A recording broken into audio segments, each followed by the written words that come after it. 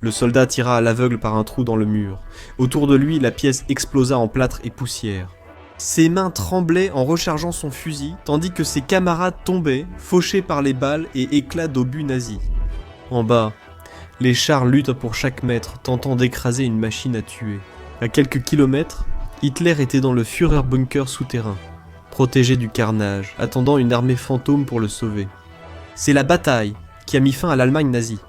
Le 16 avril 1945, l'armée soviétique avait lancé plus de 2,5 millions de soldats dans Berlin. Le long des rives, ils attendirent d'attaquer le Reich en ruine. Parmi cette mer d'hommes se trouvait le sergent Ivan Petrovitch. Allongé dans l'herbe mouillée sur la rive est de l'Oder, il était entouré d'un silence presque palpable. Il contrôla son chargeur une troisième fois, passant son pouce sur les douilles froides, tentant de garder l'esprit vide. Environ 200 000 soldats polonais dont Wojciech Nowak rejoignirent les soviétiques après avoir combattu à l'est. Soudain, le ciel se déchira exactement à 3 heures du matin, la fusée éclairante s'éleva, et plus de 40 000 canons mortiers et lance-roquettes ouvrirent le feu. Le bruit était assourdissant, une vague de choc qui frappa chaque homme du côté allemand. Les hauteurs de Silo, une crête de collines escarpées qui formait la dernière ligne de défense naturelle avant Berlin, se transformèrent instantanément en une masse de feu et de terre bouleversée. En 20 minutes, plus d'1 million d'obus frappèrent les positions allemandes. Les commandants soviétiques dirigèrent 140 puissants projecteurs anti-aériens directement sur les lignes allemandes. Le plan visait à aveugler les artilleurs ennemis avec un mur de lumière, mais lorsqu'Ivan et des milliers de soldats avancèrent, il se retourna vite contre eux.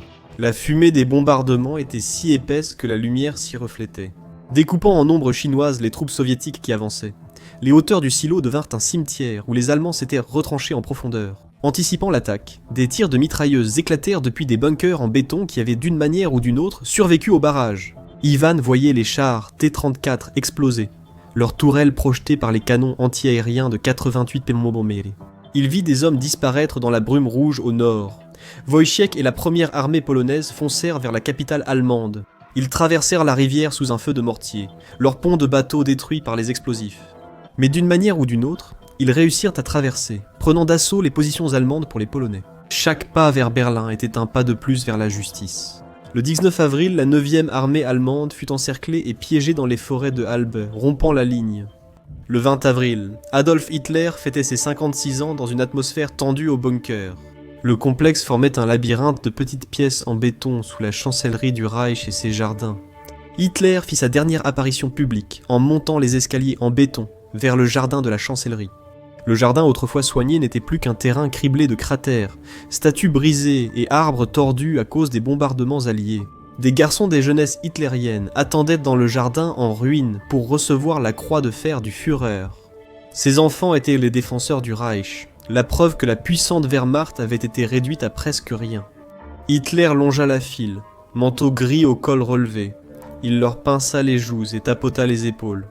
Il voulut projeter l'image d'un chef fort et invincible, mais les caméras révélèrent la vérité. C'était un homme brisé qui marchait avec une forte courbure, traînant son pied gauche derrière lui.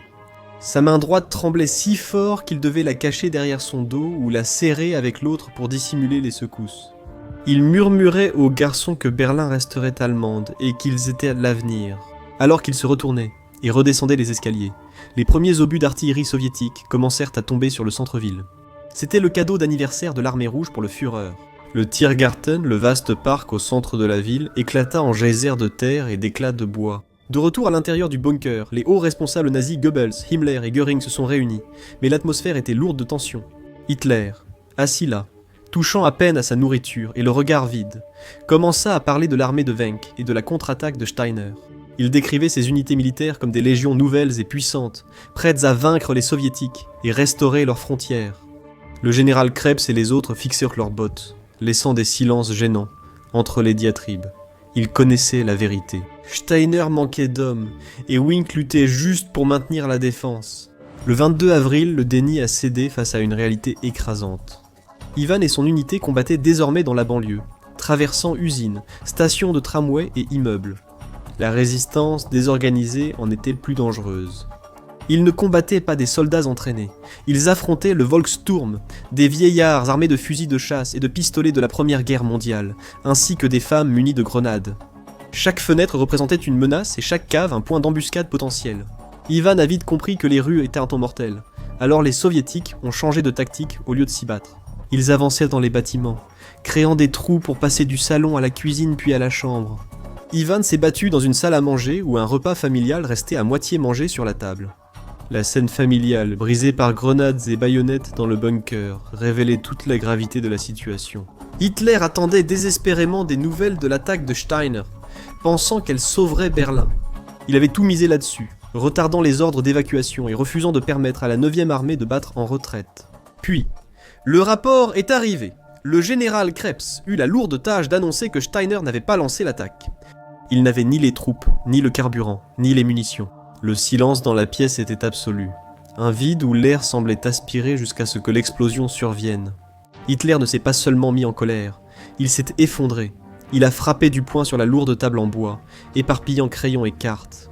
Il a crié avoir été trahi, et a traité ses généraux de lâches, traîtres et incapables. Sa voix est passée d'un rugissement à un sanglot pathétique, alors qu'il fulminait sur la façon dont le peuple allemand l'avait trahi, et dont l'armée lui avait menti. La guerre était perdue. Le personnel resta figé, sans oser le regarder, tandis que Trodel, Junge et les autres secrétaires entendaient tout derrière la porte. À travers le bois mince, il s'effondra sur sa chaise, semblant petit, vaincu et très vieux. Il leur dit que ceux qui voulaient partir pouvaient le faire, mais lui resterait à Berlin pour affronter son destin dans les ruines de la capitale. Cette nuit-là, l'exode débuta tandis que les rats fuirent le navire qui coulait. Les hauts fonctionnaires firent leurs valises, chargèrent leurs voitures de trésors volés et de documents, puis foncèrent vers l'aérodrome. Mais dans le bunker, une famille étrange et sombre vivait. Joseph Goebbels, le ministre de la propagande, installa sa femme et ses 6 enfants dans le bunker. Les enfants jouèrent dans les couloirs en béton, leur rire résonnant sur les murs. Ils appelaient le bunker la grotte. Et ils jouaient à des jeux avec les gardes, ignorant le fait que l'homme qu'ils appelaient Oncle Adolphe planifiait la fin de tout. Berlin n'était plus qu'un champ de ruines que soviétiques et polonais devaient conquérir, bâtiment par bâtiment, pièce par pièce. L'unité d'Ivan avançait vers le S-Bahn-Ring, la ligne de train surélevée encerclant le centre-ville. Les Allemands avaient fortifié les gares, brisé les vitres et installé des mitrailleuses au guichet. Ivan fit signe à son escouade de vérifier les angles en entrant dans le grand magasin près d'Alexanderplatz. L'intérieur était surréaliste. Des mannequins renversés par les explosions semblaient des cadavres à la lumière tamisée, leurs membres en plastique tordu. Une rafale de mitrailleuses venue de l'escalator brisa les vitrines. Ivan se cacha derrière un comptoir de cosmétiques. Ils se poursuivirent dans les rayons lingerie et ustensiles de cuisine. Ils utilisèrent des lance-flammes pour nettoyer les étages. Les jets de feu illuminaient les coins sombres. La chaleur suffisait à faire cloquer la peau à distance. Wojciech et les troupes polonaises avançaient depuis le nord vers le Tiergarten, affrontant les divisions blindées SS. Les chars King Tiger étaient garés dans les ruelles, utilisant les rues étroites comme point d'embuscade. La division de Wojciech, sans chars lourds, utilisait des tactiques de chasseurs de chars. Ils couraient dans les escaliers d'un immeuble en ruine, grimpaient sur le balcon et lançaient des grenades anti-chars sur le blindage mince des Tiger. Ce travail était terrifiant. Un faux pas ou une hésitation, c'était la mort, mais Wojciech savait que cela en valait la peine. Quand le drapeau polonais fut hissé sur les bâtiments capturés dans la ville, l'électricité et l'eau étaient de coupées, les infrastructures détruites par les bombes, et la nourriture rare. Des femmes désespérées bravaient les tirs pour prélever de la viande sur des chevaux morts et nourrir leurs familles. Au 28 avril, le Führerbunker était totalement isolé, hormis une liaison radio fragile et parasitée. Hitler arpentait les couloirs, traînant les pieds, espérant un miracle qui ne viendrait pas. Un aide s'approcha prudemment et lui tendit un morceau de papier. C'était un rapport de Reuters. Heinrich Himmler, chef de la SS et architecte de l'état de terreur que Hitler appelait le fidèle, tentait de négocier une reddition avec les alliés occidentaux. Il essayait de sauver sa propre peau, proposant de livrer l'Allemagne aux Américains et aux Britanniques. Hitler se figea, le visage blême. Göring avait essayé de prendre le pouvoir plus tôt.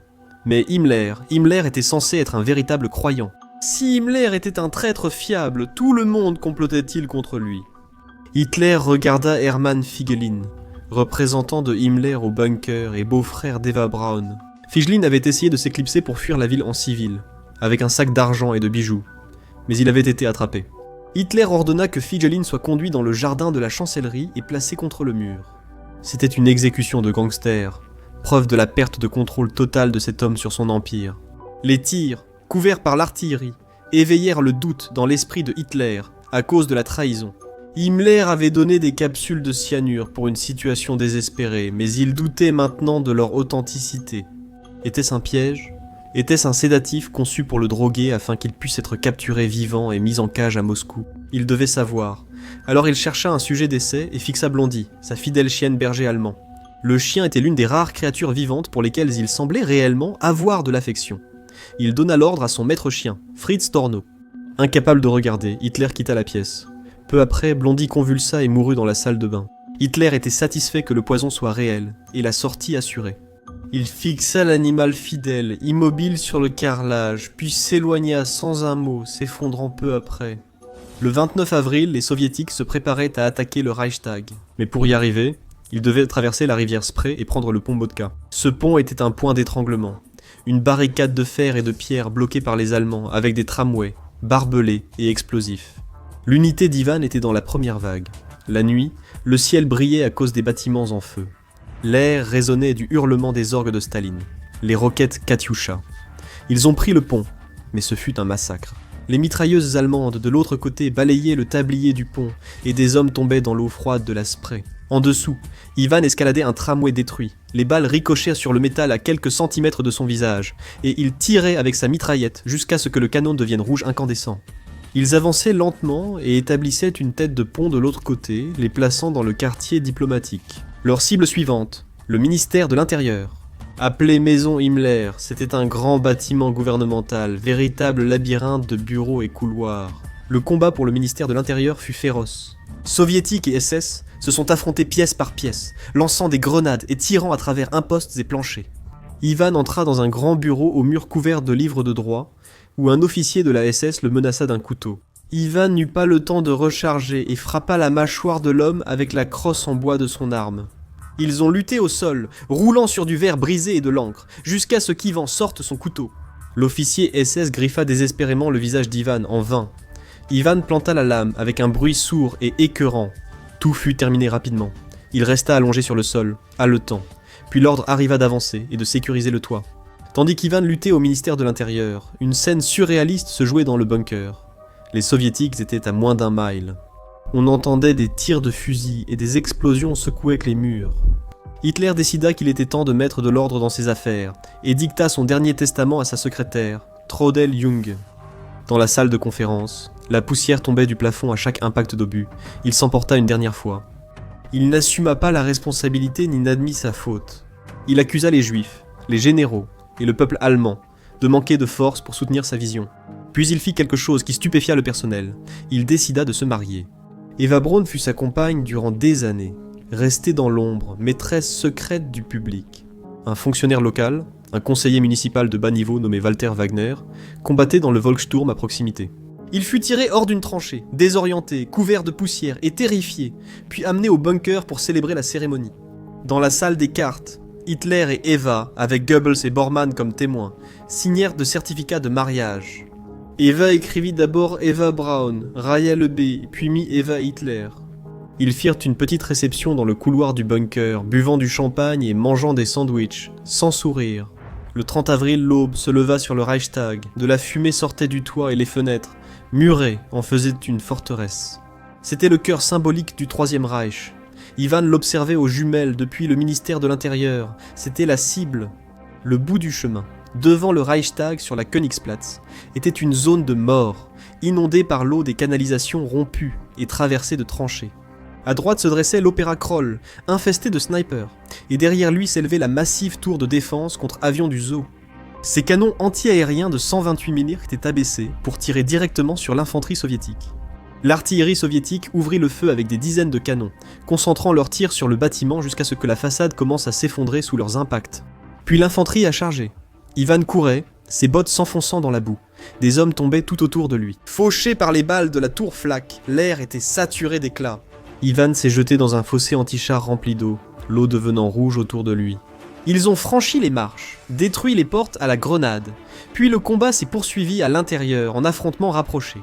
Ils se sont battus dans les couloirs, la salle d'assemblée et le sous-sol inondé. L'air était chargé de fumée et des cris d'hommes se battant avec des couteaux, des pelles ou à main nue. Ivan s'est caché derrière une statue de marbre décapitée. Un soldat allemand apparut sur le balcon. Ivan ouvrit le feu en tirant partout. L'Allemand tomba, basculant par-dessus la rambarde jusqu'au sol en marbre en contrebas. Ils montèrent les escaliers en direction du toit. Le 30 avril au soir, des éclaireurs soviétiques atteignirent le sommet. La coupole, squelette tordu d'acier et de verre ouvert sur le ciel, les vit ramper sous le feu jusqu'au parapet. Ils déployèrent la bannière. Le drapeau rouge à la faucille, et au marteau claqua au vent sous le ciel enfumé, acclamé par les soldats. C'était le signal. Le drapeau flottant sur le Reichstag montrait que le cœur de l'Allemagne nazie avait cessé de battre, tandis que la bannière rouge claquait au vent au sommet du bâtiment. L'atmosphère à l'intérieur du bunker changea. C'était l'après-midi du 30 avril. Adolf Hitler prit son dernier repas, un simple déjeuner de spaghettis à la sauce tomate, partagé calmement avec ses secrétaires. Il savait que les Russes étaient tout près et que s'ils le capturaient, il serait enfermé et exhibé à Moscou. Il ne laisserait pas cela arriver. Après son repas, il réunit ses proches collaborateurs dans le couloir. Magda Goebbels, les yeux rouges et gonflés, tomba à genoux et le supplia une dernière fois de quitter la ville pour s'échapper. Hitler la fixa froidement, secouant lentement la tête. Il se tourna vers Heinz Linge, son valet, et Otto Guncha, son adjudant SS, et leur donna un ordre à voix basse. Concernant ce qu'il fallait faire de ses restes, il ne voulait pas laisser de traces que Staline pourrait retrouver. Puis, avec Eva Braun, il s'éloigna du groupe et rejoignit la porte en acier de son bureau, qui se referma avec un cliquetis. Derrière eux, la serrure fit un bruit sourd. Le 1er mai devint le 2 mai. Le bombardement, après des semaines, commença à s'estomper. Ivan Petrovitch était accroupi derrière un tas de gravats près de la porte de Brandebourg, attendant l'ordre d'avancer. Il serrait son fusil, les oreilles bourdonnantes, attendant la prochaine salve. Elle ne vint jamais. À la place, une voix grésilla dans un haut-parleur monté sur un camion traversant les ruines. C'était une voix allemande, fatiguée et brisée. Le général Weidling ordonne l'arrêt immédiat de la résistance. Ivan observa ses camarades. Ils étaient sales, épuisés, hagards. Ils n'ont pas acclamé. Ils se sont simplement levés lentement, regardant autour d'eux, avec méfiance. La résistance allemande commença à sortir des caves dans les tunnels du métro. Ils ne sortaient pas en tirant. Ils sortaient simplement les mains en l'air. Des soldats allemands, parfois très jeunes, abandonnaient leurs fusils dans la rue. Wojciech, avec son unité près du Tiergarten, observait des officiers quitter un poste de commandement. Un tissu blanc attaché à un bâton flottait au-dessus d'eux. Les combats finis, il a escaladé la colonne de la victoire, immense monument à la gloire militaire allemande, désormais marqué par la guerre. Wojciech portait le drapeau polonais. Il a grimpé au-delà des impacts de balles et des reliefs en bronze, puis a attaché le drapeau blanc et rouge en haut à la rambarde. Il contemplait la capitale en ruine, sans joie mais soulagé. Pourtant, une question brûlait dans tous les esprits. Soldats, commandants et le monde entier se demandaient tous « Où était Hitler ?» Les rumeurs circulaient rapidement dans les rangs. Certains disaient qu'il s'était enfui en Amérique du Sud à bord d'un sous-marin, tandis que d'autres affirmaient qu'il était mort en combattant sur le front. Staline exigeait une réponse. Les officiers du renseignement soviétique, unité SMERSH, traversèrent la foule en liesse, indifférents à la reddition. Au lieu de cela, ils se précipitèrent vers la chancellerie du Reich. La chancellerie n'était plus qu'une coquille brisée. Les troupes soviétiques progressaient prudemment parmi les décombres, franchissant meubles et lustres brisés, jusqu'à trouver l'entrée du complexe souterrain. En descendant dans le bunker, l'air était épais, imprégné de l'odeur du diesel et de quelque chose de plus doux, de plus écœurant, une senteur d'amande. Les soldats progressèrent de pièce en pièce, leurs lampes torches perçant l'obscurité, découvrant des scènes d'horreur qui témoignaient des dernières heures désespérées dans les quartiers de Goebbels. Ils ont trouvé les corps des enfants. Leurs parents n'étaient plus là. Les généraux Krebs et Bergdorf ont été retrouvés morts dans la salle de conférence, s'étant suicidés pour éviter la captivité. L'endroit paraissait un tombeau, mais le trophée principal manquait. Le bureau et les appartements étaient vides, du sang sur le canapé, mais pas de corps. Les agents du renseignement ont interrogé les rares survivants, mécaniciens et gardes trop effrayés pour fuir. Les officiers ont montré le jardin, puis se sont précipités vers la sortie de secours pour rejoindre le jardin de la chancellerie. Le sol était bouleversé par les bombardements, un chaos de boue et de cratères. Ils fouillèrent sous la pluie. Près de la sortie du bunker, dans un cratère, un soldat vit de la terre remuée, des traces de feu, des tissus calcinés et une odeur d'essence. Ils creusèrent. L'Europe en ruine mettrait des décennies à se reconstruire. Ses cicatrices persisteraient des générations. Ce jour-là, en mai 1945, les armes se sont tues. Les camps ont été libérés et le cauchemar a pris fin.